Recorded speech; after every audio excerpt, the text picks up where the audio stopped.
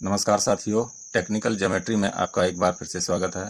आज हम ज्योमेट्री की कुछ बेसिक्स के विषय में बात करना चाहते हैं।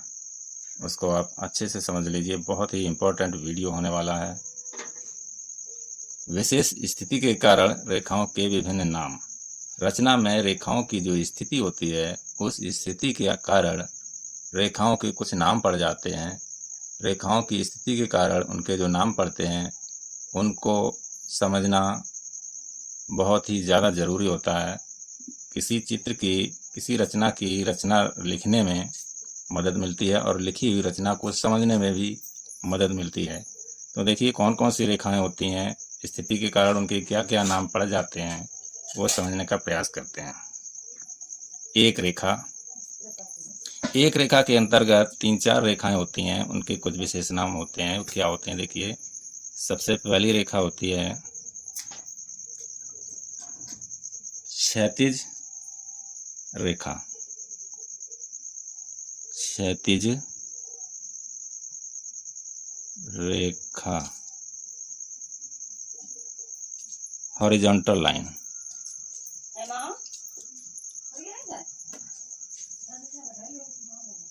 हॉरिजॉन्टल लाइन या क्षैतिज रेखा, ये रेखा धरातल के समांतर होती है। इस तरह से इसको क्षैतिज रेखा कहते हैं। जो क्षितिज से क्षितिज की तरफ जाती है और धरातल के समांतर होती है, उसको क्षैतिज रेखा कहते हैं।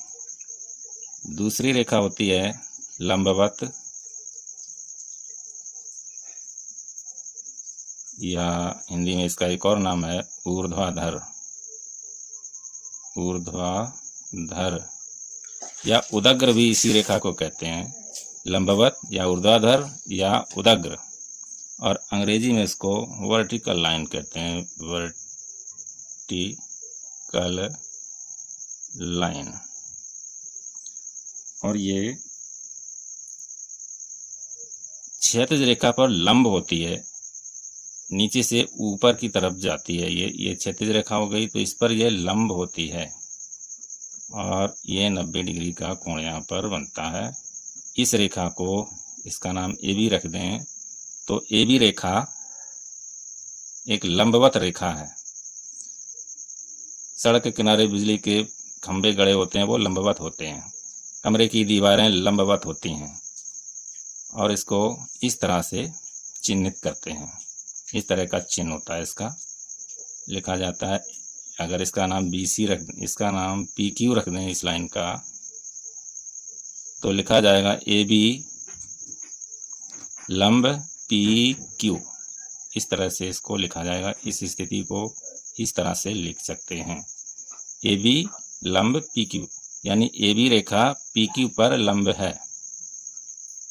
तो लंबवत रेखा आपने समझ ली होगी। उसके बाद रेखा आती है, सिंगल रेखा की बात कर रहे हैं। सिंगल रेखा की कौन कौन सी स्थितियां बन सकती हैं। सिंगल रेखा में तीसरी रेखा है तिर्यक रेखा। तिर्यक रेखा,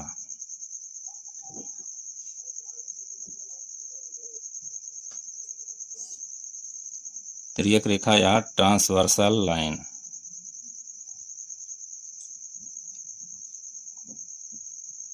तिर्यक रेखा या ट्रांसवर्सल लाइन, ऑब्लिक लाइन भी इसको कहते हैं। ऑब्लिक लाइन, तिर्यक रेखा, जो रेखा ना तो लंबवत होती है ना क्षैतिज होती है, वो तिर्यक होती है।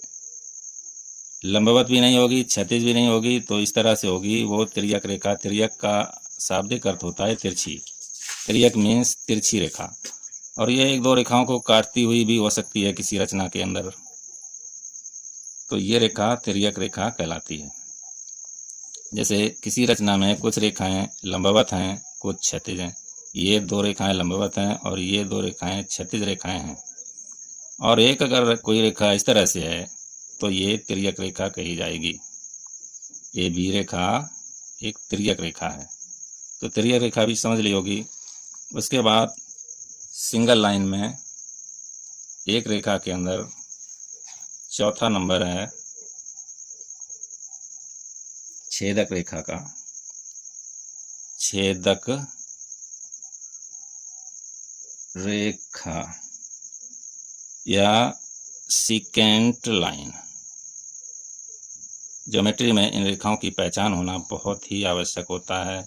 किसी चित्र की रचना लिखने में इन रेखाओं के नाम अगर आपको मालूम है तो बहुत बड़ी मदद हो जाती है। इनके नाम मालूम होना बहुत ज़रूरी होना चाहिए। रेखा की स्थिति को देखकर उसका नाम आपको मालूम हो जाना चाहिए। तो छेदक रेखा क्या होती है? किसी वृत्त को अगर कोई छेदती हुई रेखा जाती है तो इस रेखा को छेदक रेखा कहते हैं। ए बी रेखा यहाँ पर छेदक रेखा है। दूसरी भी कोई MN रेखा है अगर, तो ये भी एक छेदक रेखा है। छेदक रेखा समझ ली। उसके बाद 5वीं रेखा होती है स्पर्श रेखा। स्पर्श रेखा सिंगल लाइन की बात हो रही है। स्पर्श रेखा या टेंजेंट लाइन। स्पर्श रेखा, स्पर्श माने स्पर्श करना या छूना, टच करना। तो ये वृत्त को ही टच करती है। इस तरह से कोई लाइन अगर जाती है AB लाइन, तो इसको स्पर्श रेखा कहते हैं। यहाँ पर AB रेखा एक स्पर्श रेखा है जो किसी वृत्त को स्पर्श करती हुई जा रही है। तो ये 5 स्थितियां बन सकती हैं एक रेखा के अंदर। ये सभी सिंगल रेखाएं हैं। एक रेखा ये लंब वाली रेखा है, ये तिर्यक रेखा, और ये छेदक रेखा, और ये स्पर्श रेखा। और 3 रेखाओं द्वारा भी कुछ स्थितियां बनती हैं और उन रेखाओं के कुछ नाम होते हैं, उसको हम आपको व्याख्या के साथ समझाएंगे। अब हम 2 रेखाओं द्वारा उत्पन्न होने वाली ये 2 रेखाएं कौन कौन सी स्थितियां उत्पन्न कर सकती हैं। 2 रेखाएं,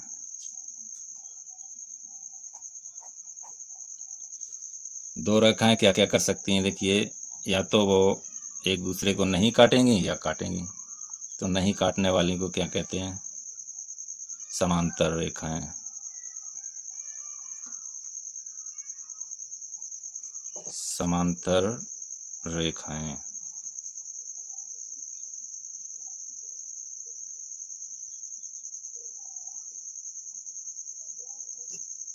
पैरेलल लाइंस। समांतर रेखाएं कुछ इस तरह से होती हैं जो आपस में कभी नहीं मिलती। आगे कितना भी विस्तार कर लीजिए इनका, और इधर भी कितना भी विस्तार कर लीजिए, ये आपस में कभी नहीं मिलेंगी।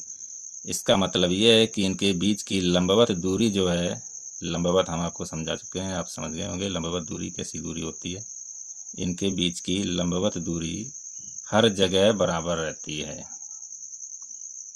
समांतर जो शाब्दिक अर्थ पर जाएं तो समान प्लस अंतर, जिनमें हर जगह अंतर समान हो उनको समांतर रेखाएं कहते हैं, सिंपल। उसके अलावा 2 रेखाएं दूसरी कौन सी स्थिति उत्पन्न कर सकती हैं? प्रतिच्छेदी रेखाएं।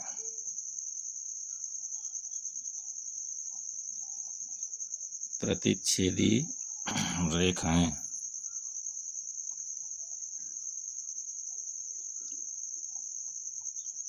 इनको अंग्रेजी में इंटरसेक्टिंग लाइंस कहते हैं।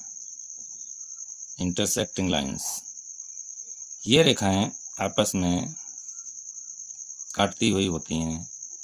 AB और MN रेखाएं आपस में काट रही हैं, इसलिए इनको प्रतिच्छेदी रेखाएं कहते हैं। तो 2 रेखाएं आपस में 2 स्थितियां उत्पन्न कर सकती हैं, या तो वो काटेंगी या नहीं काटेंगी। नहीं काटेंगी तो वो समांतर होंगी, काटेंगी तो प्रतिच्छेदी होंगी। अब देखते हैं 3 रेखाएं मिलकर के कौन सी स्थिति उत्पन्न कर सकती हैं। 3 रेखाएं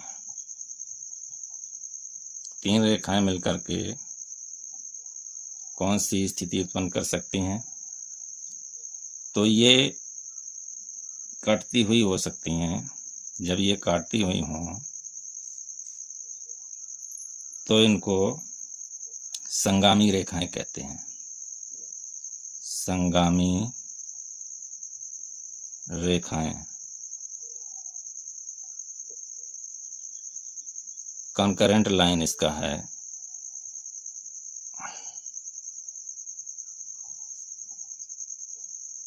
इंग्लिश में नाम, इनका इंग्लिश में नाम कॉन्करेंट लाइन इसको कहते हैं इनको। और ये एक ही बिंदु से जाती हुई होती हैं।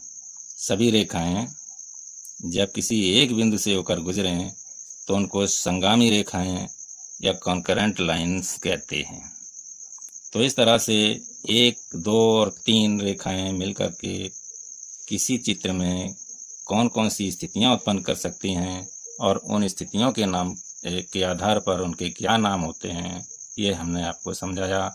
और मुझे उम्मीद है कि आप लोगों ने इनको अच्छी तरह से समझ लिया होगा। वीडियो पूरा देखने के लिए धन्यवाद। चैनल को सब्सक्राइब कर लें और वीडियो को लाइक कर दें। धन्यवाद। मिलते हैं किसी दूसरे वीडियो में।